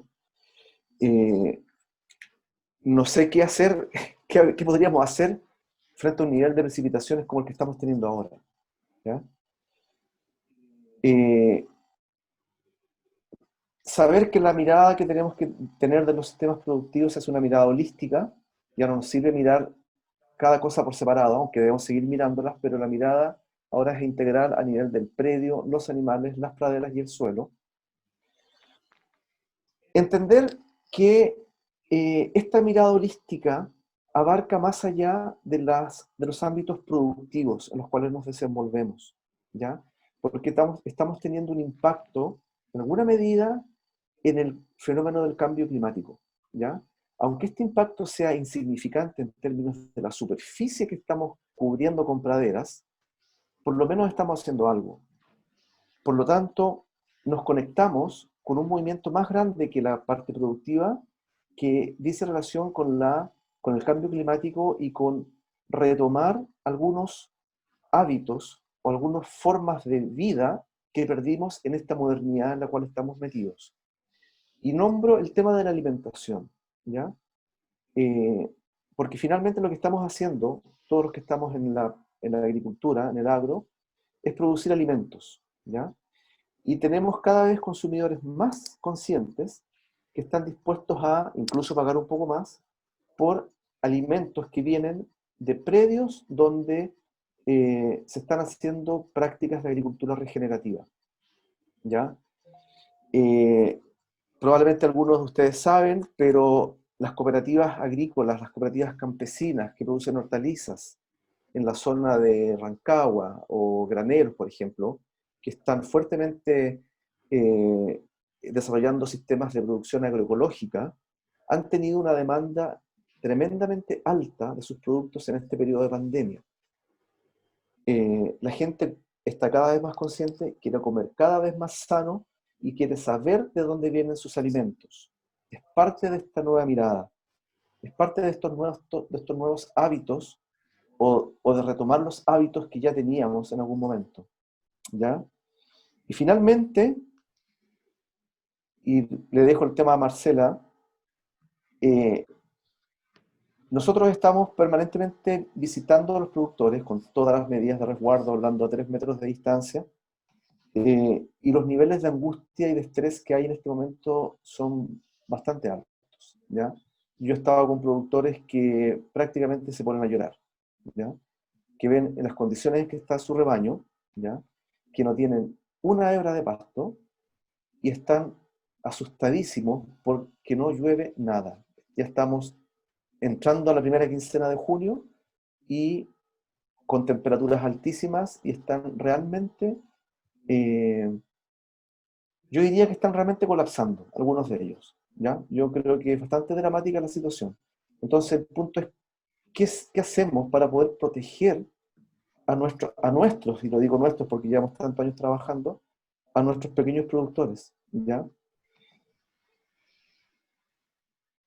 ¿Qué hacemos para detener el cambio climático? Y finalmente, darnos cuenta de que estamos en una crisis que en este momento es el COVID, ¿cierto? Que nos tiene haciendo estas reuniones de esta forma. Se nos va a venir un problema económico fuertísimo, pero tenemos la gran ola gigante que es el fenómeno del cambio climático, ¿ya? Y eso es lo que nos va a terminar de arrasar con todo, ¿ya? Si esta es el nuevo clima que tenemos, se nos van a secar todos los pozos profundos, se nos van a secar todos los acuíferos, la producción agrícola puede entrar en colapso, incluso no va a haber agua, a lo mejor para los humanos, ¿ya? Por lo tanto, necesitamos la agricultura regenerativa, necesitamos restablecer los ciclos. No olvidemos que el fenómeno del cambio climático se desencadena por la ruptura de los ciclos por la ruptura del ciclo del carbono. Básicamente, sacar el carbono que está secuestrado en el suelo y emitirlo a la atmósfera, ¿ya? Entonces, en la medida que restablezcamos estos ciclos, vamos a estar haciendo nuestra contribución, nuestro pequeño granito de arena, a mitigar de alguna manera el fenómeno del cambio climático. Y con eso termino, Marcela, para que tú moderes ahí. Ok, gracias Jorge. Bueno, muchas gracias, yo creo que ha sido súper interesante. No quiero que quedemos desesperanzados en términos de lo que está pasando en el fondo, porque realmente, claro, para los que nos movemos en terreno, la verdad es que es preocupante, estamos preocupados por los agricultores, porque realmente, como dice Jorge, hay un nivel de angustia creciente, pero nuestro llamado es justamente a buscar en equipo soluciones, o sea, cómo podemos en equipo trabajar de modo con un grano de arena, ¿no es cierto?, buscar maneras de paliar este tema, y por eso es que hoy día estábamos tan interesados en contarles estos resultados que hemos tenido con esta alianza entre la academia, entre las empresas consultoras de INDAP y los agricultores, de modo de crear esta red de aprendizaje, que como bien lo dijeron los chiquillos, estamos aprendiendo, la verdad, los resultados son interesantes, pero hay mucho que tenemos que hacer. Yo quiero recalcar algo, porque como equipo, como Innova, como Tecnovi, nos ha costado mucho poner en la discusión el tema regenerativo. Ha costado que eso, digamos, se pusiera como en la discusión. Y la verdad es que lo estamos logrando. Yo creo que lo estamos logrando como hormiguitas así, ¿no es cierto?, poner esto, porque antes solamente hablábamos de sustentabilidad. Y ahora ya se está hablando de regeneración, lo cual a nosotros nos satisface, porque realmente llevamos varios años ya tratando de poner esto en la discusión. Voy a abrir el chat de modo de algunos comentarios que habían, ¿no es verdad?, para que vayamos discutiendo algunas cosas. Si alguien quiere abrir su micrófono y hacer un comentario o pregunta en voz alta, yo se lo agradezco, no tenemos ningún problema. Tienen que ustedes mismos encender su micrófono. Varias preguntas las fueron contestando los chicos mientras estábamos en la reunión, pero no sé si hay alguna cosa que les interese preguntar en voz alta. ¿Mm? Marcela, Iván Sí. Peña, Hola Universidad Iván, ¿cómo Católica. estás? ¿Cómo estás? Bien, gracias. Bueno, conocí a Jorge hace algunos años, un par de años Hola, creo. Iván. ¿Cómo estás? Querido, gusto. Fui en visita al predio donde él estaba, que estaban aplicando agricultura regenerativa, y mi pregunta va un poco, disculpe porque entré un poco tarde porque estaba en otra charla, pero mi pregunta va por si este nuevo clima, este nuevo ambiente al cual nos estamos enfrentando, y la sequía, ¿son promisorias para agricultura regenerativa, o tú ves que hay que mirar esta agricultura regenerativa bajo otra perspectiva?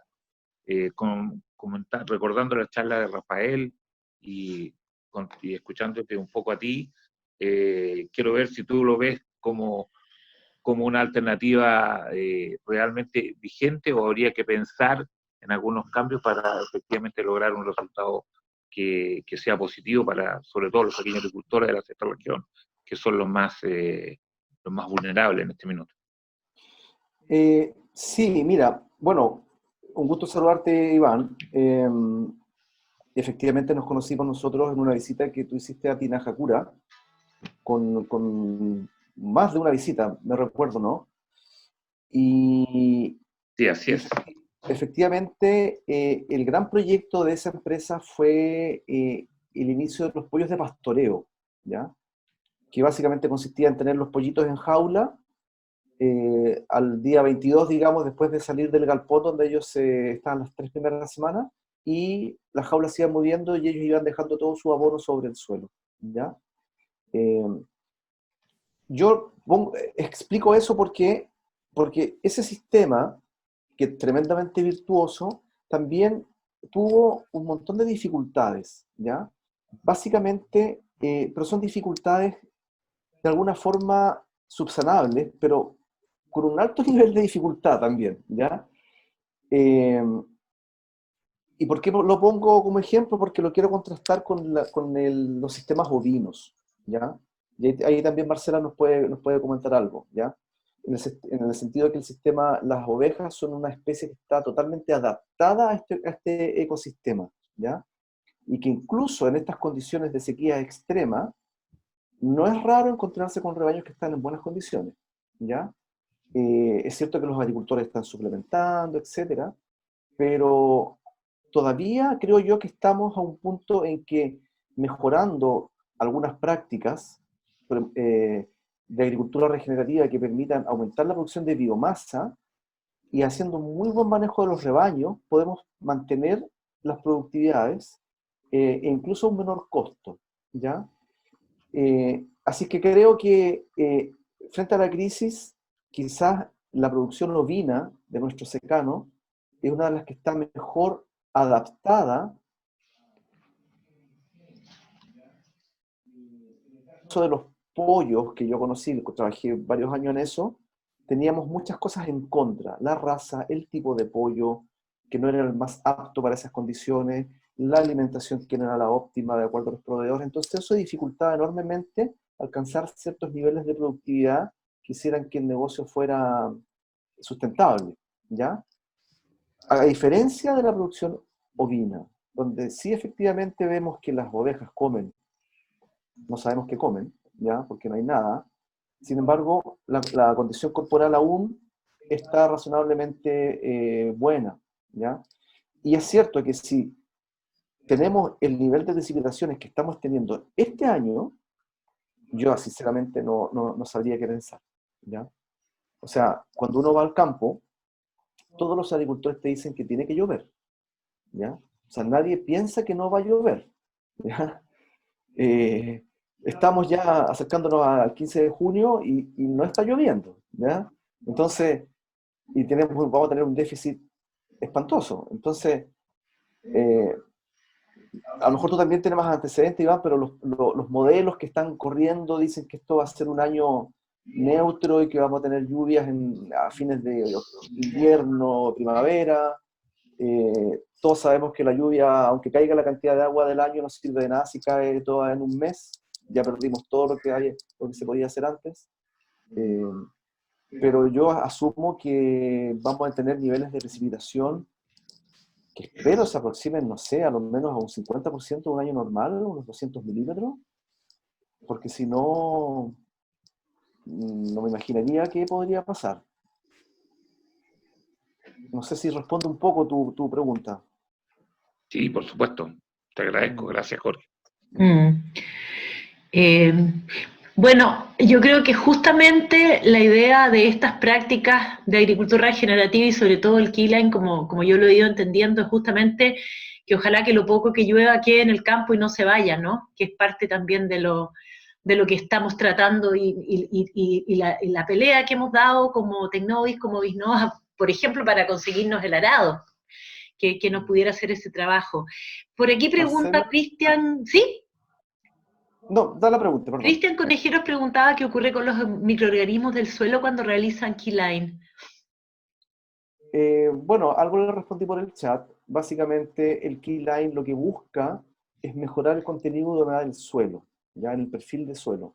¿Ya? Al hacer este surco, esta zanja angosta, digamos, en profundidad, vamos a favorecer la infiltración del agua y aumentar el contenido de humedad del suelo. Por lo tanto, vamos a promover el crecimiento de las raíces y a promover la actividad biológica por más tiempo. El suelo igual se va a secar, pero vamos a lograr tener un suelo con un poco mayor contenido de humedad, un mayor periodo de tiempo, por lo tanto, un mayor periodo de crecimiento de la pradera, que nos va a permitir alimentar mejor los animales. Ya, por aquí preguntaba la Claudia Ugalde si el arado keyline se usa para otra tarea. Lo pregunto para la factibilidad de encontrarlo. No, creo que hay dos arados en Chile, en realidad. Esa es una pelea que tenemos que dar también. ¿Cierto? También pregunta Juan José Letelier por qué experimentamos primero con keyline y no con planificación de pastoreo. ¿Han contratado ambos efectos en secano por separado, sinergiado? Bueno, aquí Jorge y Giordano nos podemos referir un poco al trabajo que ha hecho Rafael con respecto a lo que nosotros hemos estado trabajando en keyline. ¿Giordano? Sí, el tema de lo que pregunta de la sinergia esa, siempre es mejor, cuando uno quiere probar una nueva práctica, es tratar de aislarla lo más posible, por lo que mencioné en algún momento, de tratar de no enmascarar los resultados con otra práctica, ¿cierto? Que estemos, o con otros factores que puedan influir en los resultados que estamos obteniendo.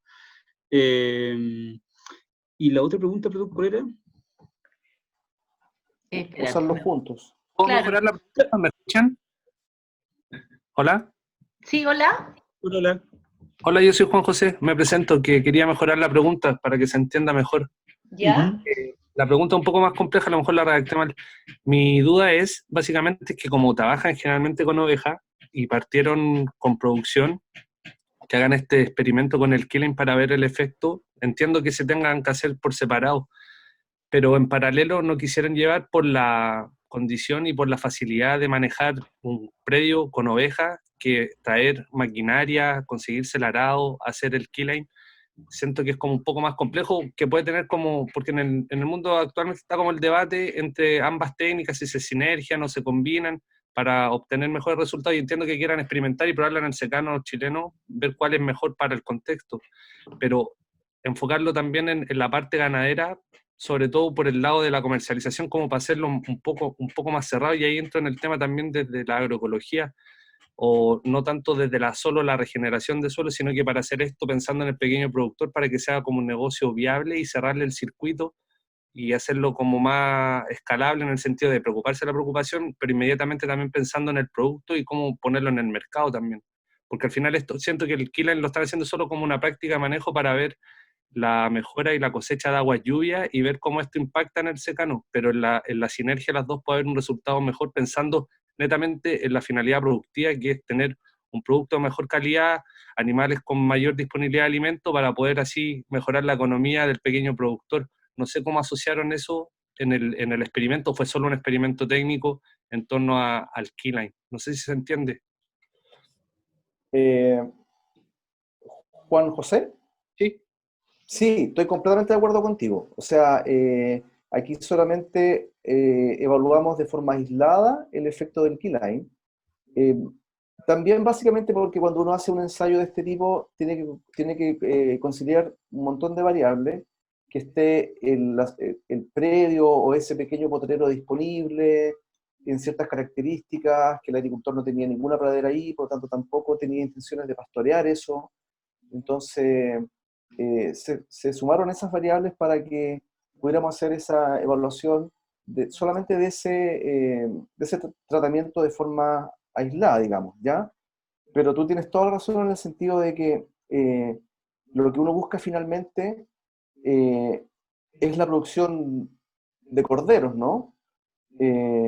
Y todas estas prácticas se van sumando unas con otras. Es decir, por ejemplo, si efectivamente tuviéramos una pradera establecida ahí y pasamos el keyline, vamos a favorecer de todas maneras el crecimiento de esa pradera, ¿ya? Y si a esa pradera, y si sobre esa pradera hacemos un pastoreo regenerativo en términos de lograr el impacto animal y los periodos de recuperación de la pradera, y la adición de guano sobre el suelo a través del impacto animal del guano y el pisoteo, vamos aún más a incrementar los contenidos de materia orgánica, mejorar la retención de humedad y favorecer aún más el crecimiento de las plantas, ¿ya?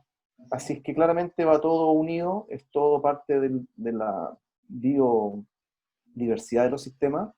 Y también comentarte que, aunque nosotros hablamos mucho de agricultura regenerativa o de pastoreo regenerativo, efectivamente esto se enmarca completamente dentro de lo que es la agroecología, ¿ya? Porque básicamente estamos restableciendo los ciclos naturales de los elementos y estamos obteniendo estos servicios ecosistémicos, y no es más que en cierta forma una etiqueta que la define, pero es absolutamente en la línea de la agroecología. No sé si respondo un poco ahí tu pregunta. Sí, totalmente. Muchas gracias. Oye, ¿perdón? Quisiera comentar. ¿Sí? ¿Tu nombre? Osvaldo. Osvaldito, va, perdón. Hola. Sí, quisiera comentar y a la vez destacar lo importante que fue hacer días de campo con agricultores en terreno. Fue una tecnología que los agricultores pequeños no la conocían, pero a la vez la valoraron mucho porque tuvieron la oportunidad de disfrutar cómo trabajar el key lime. Entonces es una mirada totalmente diferente porque es una técnica que si no se cuida se puede perder. Entonces el concepto es poder hacer las cosas bien como fue el ensayo y yo me quedo con lo importante que fue para los pequeños agricultores ver todo el proceso del trabajo. Gracias, Osvaldito. Súper, súper. Oye, hay un comentario interesante antes que vayamos cerrando, porque Cristian, que no sé quién es, habla de que aplicaron en algunas partes esto y que les anduvo muy bien. Entonces, hay una experiencia. No sé si, Cristian, ¿estás todavía en el panel para que nos puedas comentar? Parece que se nos fue. Ok.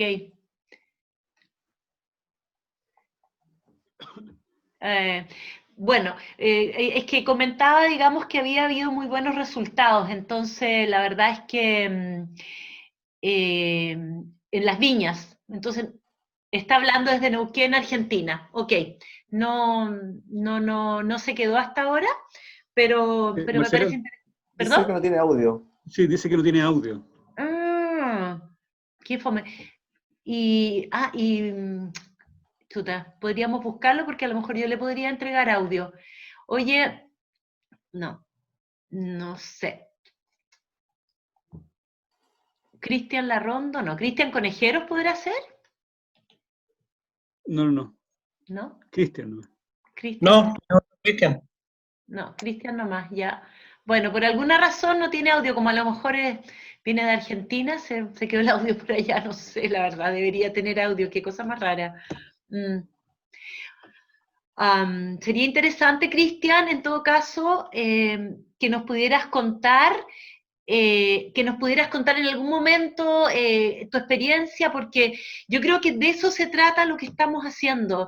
Un poco también recogiendo lo que planteaba Juan José, estas fueron estas experiencias que hemos tenido, las empezamos el año pasado y la verdad es que seguimos. Este año tenemos que volver a pasar el arado, tenemos que pastorear con las ovejas esos lugares, es decir, hay todo un trabajo que vamos a ir haciendo desde el punto de vista del sistema como un sistema productivo único. Entonces, efectivamente, las experiencias de otros nos van a servir justamente para poder apoyarnos y poder avanzar mejor en esta tecnología. Yo la verdad, aquí Lisette comenta, les quiero comentar, supongo, el libro Dirt Soil de Gabe Brown. En él se cuenta la historia de un manejo de campo con agricultura regenerativa y da cuenta de los resultados positivos de este manejo. Lisette lo comenta en el chat. Gracias, Lisette. Ya, y alguien pregunta, Milsen Cantin pregunta, ¿cuál sería la diferencia con las curvas de nivel? Que disculpen si ya lo comentamos. Bueno, algo comentó Giordano el tema de las curvas de nivel, pero si quieres darle una mirada a Giordano de nuevo. Sí, las curvas de nivel, la diferencia, me imagino que estás preguntando por la diferencia con la línea clave. La línea clave en sí es una curva de nivel, ¿cierto? Ah, no, me dice que no. No.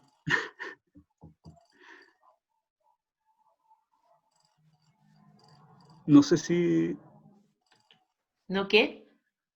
No, es que me dice que no es ¿Aló? que... ¿Me escuchan? Ahí se escucha Ahí sí, algo. sí. Sí, ya, es que la pregunta era que en agroecología nosotros lo que hacemos en terrenos con pendientes es curvas de nivel. Y en las ¿Ya? curvas de nivel se colocan algunas plantas como retenedoras, como también le llaman terrazas, pero Sí, lo más mínimo es una curva de nivel que se hace con palas, se hace con el tipo de la estructura A, no sé si la conocen, el sí. típico, esa estructura A que se va haciendo al 2% pendiente para que corra el agua, y esas curvas de nivel son antiquísimas y funcionan, pues justamente como ustedes lo dicen, que la idea es como que el agua no escurra, infiltre, y además se genera una mayor vegetación justo donde está la curva de nivel.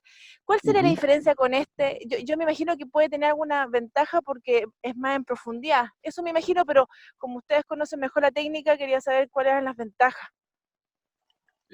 Y, o sea, y para finalizar, quería felicitarlos porque cualquier cosa que no degrade ya es un aporte en estos minutos. ujú. Así que gracias. Muchas gracias. Bueno, no sé si Jorge quiere decir algo, pero antes de que, si Jorge o Marcela quieren intervenir, el punto, la diferencia, creo yo, con las terrazas, ayer estaba pensando en eso, es que el plus que puede tener el diseño Keyline sobre las terrazas es que el diseño Keyline, además de favorecer, ¿cierto?, la retención de agua, que las terrazas también lo cumplen, ¿cierto?, la retención de agua en el suelo, lo extra que tiene el diseño Keyline es que permite hacer esta redistribución del agua en el terreno, ¿ya? Y llevar el agua donde normalmente no se acumula, ¿cierto?, a las zonas, perdón, el agua donde normalmente no se acumula, llevar el agua hasta esos sectores. Esa yo siento que es la principal diferencia que podría tener con el trabajo que se hace en curvas de nivel. No sé si Jorge o Marcela que complementar un poco la Sí, respuesta. sí, básicamente es en la línea, el trazado que hace el arado no va en curva de nivel, va cortando las curvas de nivel, ¿ya? Ujú. Y la pendiente sigue siendo evidentemente hacia abajo, ¿ya? Pero va hacia abajo, hacia la loma, ¿ya? Entonces el agua sigue cayendo, el agua va cayendo, el agua siempre se desplaza de forma perpendicular a la curva de nivel, ¿ya? El agua sigue cayendo hacia abajo, valga la redundancia, pero es interceptada por este surco, que también va hacia abajo, pero que va en dirección hacia la loma. Entonces el efecto es que logramos devolver el agua de que va cayendo hacia la quebrada, hacia la loma. Aunque sigue cayendo, pero sigue cayendo hacia la loma. Esa es como la gran diferencia, creo yo. Y como tú lo mencionabas, la persona que hizo la pregunta, es un trabajo en profundidad del suelo, entonces favorecemos la infiltración del agua. Ujú. Marcela, tiene el micrófono apagado, pero me gustaría simplemente responder una pregunta que hizo alguien que estaba bien interesante de comentar respecto a ver, lo voy a buscar. José preguntó por la posibilidad de usar hidrogeles en el surco, me imagino en el surco Sí. que genera el Keyline. Contarles a José y a todos los presentes que nosotros hicimos pruebas con los hidrogeles, porque habíamos escuchado y leímos mucho, ¿cierto? O sea, los hidrogeles tienen un gran éxito en ¿cómo se llama?, los rubros frutales, muchas veces en las zonas del norte, en el rubro también de vivero, forestal también se ocupa muchísimo. Y también estuvimos leyendo acerca del uso de hidrogeles en praderas para el sur, ¿ya? La zona ya cerca de Osorno, Valdivia, para allá. Lo quisimos probar acá, hicimos pruebas el año pasado con hidrogeles, por desgracia no lo combinamos con el diseño Keyline, que me parece una muy buena idea, ya que este túnel que se genera lo que busca, como mencioné, es retener el agua. Entonces si agregamos algo que pueden ser estos hidrogeles o de alguna manera poner guano ahí o algún otro tipo de materia, ¿cierto?, que retenga el agua en esos surcos, me imagino que potenciaría el efecto. Pero nosotros probamos los hidrogeles en un cultivo de avena, si no me equivoco, con dosis mucho mayores a las que recomendaban la gente que vende este insumo. Y sabes que no tuvimos ningún resultado, nada, no hubo diferencia, pudimos hacerlo de manera correcta, ¿cierto? Como se hace un ensayo propiamente tal, con todas las repeticiones, ¿cierto?, de la manera lo más precisa posible, y no observamos ninguna diferencia. Yo creo que pasa, o sea, por lo que vimos en terreno, yo creo que pasa por el tema de que es tan poco, o sea, es tan poco la superficie que abarca las dosis recomendadas de hidrogel en el terreno, ¿cierto?, que debe tener una influencia muy, muy, muy pequeña sobre las plantas que están. Me imagino que la influencia de un gránulo de hidrogel debe ser muy pequeña y muy localizada donde cae. Entonces no sé si, yo creo que debemos seguir intentando probar el tema del hidrogel, quizás hacer un ensayo un poco más controlado.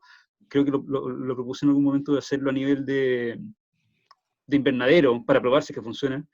Pero en terreno puedo contarte que no nos resultó. No pudimos observar ninguna diferencia entre dosis, la dosis recomendada, una dosis que era el doble de recomendada y el triple de recomendada, y aún así no tuvimos diferencia respecto a no utilizarlo. Ok, gracias Giordano. Bueno, yo le quiero agradecer. Carlos, te voy a pedir que me muestres el ciclo de charlas de agricultura que tuvimos en cambio climático, por favor, si me lo puedes proyectar. Bueno, quiero comentarles a todos que esta última reunión que estamos teniendo hoy, que les agradezco a las personas que quedan en la sala, formó parte de un ciclo de conversatorios que tuvimos, ¿no es cierto?, en que empezamos el 13 de mayo con el doctor Carlos Ovalle, que tuvimos una interesante charla, ¿no es cierto?, justamente de las alternativas silvoculturales para sectores de secano. Luego seguimos con Rafael Larraín, donde tuvimos algo muy interesante sobre el trabajo en ganadería regenerativa. Luego, la semana pasada, estuvimos con Alberto Niño de Cepeda, en que tuvimos una interesantísima charla del tema de los rumiantes y básicamente el mito que existe, ¿no es cierto?, sobre el tema de que los rumiantes son parte responsable del cambio climático. Y hoy día quisimos terminar contando la experiencia que hemos tenido con Tecnovis y Ovisnova en este tema de agricultura regenerativa. Nuestro objetivo como alianza con los productores es justamente buscar maneras de rescatar, de hacer suelo, de rescatar, de cosechar el agua, pero sobre todo de ayudar a los pequeños productores, que en este caso son los productores que trabajamos en los programas de INDAP, a cómo mejorar sus suelos, mantener sus ovejerías, mantener su patrimonio, mantener una forma de vida. Esto es una preocupación para los que trabajamos con ovinos, ¿no es cierto?, de hace muchos años, como lo dijo Jorge muy bien. La oveja es un animal que se adapta muy bien, es un animal muy resiliente, ¿no es cierto? Es un animal que hoy día lo estamos viendo en terreno, que yo les mostré unas fotos al principio. Las ovejas están empezando a parir, han mantenido una condición entre 2,5 y 3, gracias a que los agricultores las están apoyando, pero la verdad es que nosotros no podemos pensar que la ganadería ovina va a ser una ganadería que traiga forrajes de afuera. Tenemos que pensar cómo vamos a lograr rescatar esta forma de vida del secano que es la ganadería ovina, ¿no es cierto?, con los recursos que tengamos disponibles, que podamos trabajar con creatividad, con innovación dentro de los predios. Así es que yo agradezco mucho esta concurrencia, me siento muy contenta por el trabajo colaborativo. Lo decía hace unas semanas atrás, yo creo que esta forma de comunicarnos a través de Zoom o de Teams o de estas plataformas nos ha ayudado a encontrarnos con otros colegas, y nos ha ayudado a crecer entre todos. Aquí nadie tiene la verdad. La idea es construirla en equipo, y yo agradezco porque en estas charlas han participado estudiantes, colegas, profesores de las universidades, especialistas, y la verdad es que hemos aprendido, yo creo, mucho juntos. Todas estas charlas van a quedar en el canal YouTube de Ovisnova. Yo a los correos les voy a mandar el enlace para que puedan verlas si quieren repasar algunas cosas. Y por ahí Juan José me está pidiendo desesperado si que quiere hacer la última pregunta, así que le vamos a dar el micrófono para que la pueda hacer. Juan José. Disculpen que ya me tengo que ir, pero no quería irme sin preguntar una cosa. Como me escuché que van a hacer pruebas este año, yo no sé si han considerado, hay un mexicano que falleció hace poco que fue un propulsor del Keyline. Sí, por supuesto. Claro, y él adaptó el modelo Geomans y le puso Geomex, pero además de ir arando, iba incorporando una mezcla de microorganismos, sí, o de un biofertilizante. Y yo no sé si en el secano hay alguna experiencia en que se hayan reproducido microorganismos de bosque y se puedan combinar con esta técnica, que claramente se sinergian y pueden ir al mismo tiempo y podrían tener, en teoría, un efecto mucho más considerable en el mediano plazo después del arado. Porque igual al exponerse la tierra o la primera capa con el efecto del arado, esto va un poco como amortiguando ese efecto y lo restituye. No sé si lo han considerado, lo tienen como idea. Se me ocurrió ahora que lo recordé y quería comentarlo. Es interesante. Bueno, mira, nosotros estamos viendo justamente el tema de traer los arados. Jorge está trabajando con la idea de los microorganismos que tú mencionas, ya estamos viendo algunos ensayos, así que efectivamente yo creo que es parte un poco del trabajo que tenemos que hacer a futuro. Nosotros conocimos a Eugenio Gras, estuvo en Chile, nos capacitamos con él, tuvimos el privilegio de capacitarnos con él, y efectivamente yo creo que es muy interesante algunas cosas que se pueden traer de México, digamos, y por lo tanto, gracias por tu comentario, porque es parte también de lo que tenemos que seguir haciendo a futuro, ¿ya? Carlos, ¿me podrías poner la diapositiva que sigue? Quiero invitarlos, ¿perdón? ¿Puedo comentar algo respecto a esa última pregunta? Ah, sí, ¿O perdón. comentario? Sí, es que efectivamente yo mencionaba que agricultura regenerativa, pastoreo regenerativo están completamente enmarcados dentro de lo que son las prácticas de la agroecología, ¿ya? Entonces, donde hay todo un mundo gigantesco de cosas que se pueden hacer, y nosotros ya estamos diseñando algunos ensayos para tener esta temporada, ¿ya? Y quiero también aprovechar de invitar, no sé cómo se hace esto en realidad, a través de europeos, a que nos pudiéramos de alguna forma contactar y compartir algunas experiencias, porque pienso realmente que es una cosa que va a venir más fuerte de lo que ya venía, y necesitamos compartir experiencias en el fondo, ¿ya? Así que hago esa invitación a toda la gente interesada que quiera conocer más en detalle lo que estamos haciendo acá, a que a través de Marcela podamos eventualmente hacer alguna otra reunión o compartir algunas conversaciones con más gente en el tema agroecológico, porque realmente creo que por ahí va la cosa en este momento, muy fuerte. Ok, gracias Jorge. Bueno, Millicent dice que están trabajando en una parcela, parece que está en el sur. Yo creo que todo, básicamente la idea sería que como tenemos una base de datos grande de toda la gente que se ha interesado en estos conversatorios, les vamos a mandar un correo y les vamos a preguntar el interés en que podamos hacer un trabajo colaborativo, como dice Jorge, juntarse, digamos, en una reunión con temas más específicos, ¿ya? Bueno, les agradezco y los invito. Para lo último que nos queda de este lindo ciclo de conversatorios, ya este es el 7º, la próxima semana tenemos el 8º, en que es el segundo ciclo que le pusimos que tiene que ver con ciencias veterinarias, ¿no es cierto?, sanidad y reproducción. Y la próxima semana vamos a estar con la doctora Ethel Latorre y yo hablando del tema de reproducción ovina el próximo miércoles a las 3 de la tarde, así que los dejo invitados. Les vamos igual a enviar la invitación por Zoom a la base de datos que tenemos, pero aquellos que no estén o que se quieran incorporar, los dejamos invitados. Les agradezco mucho. Carlos, si quieres sacas la presentación, por favor.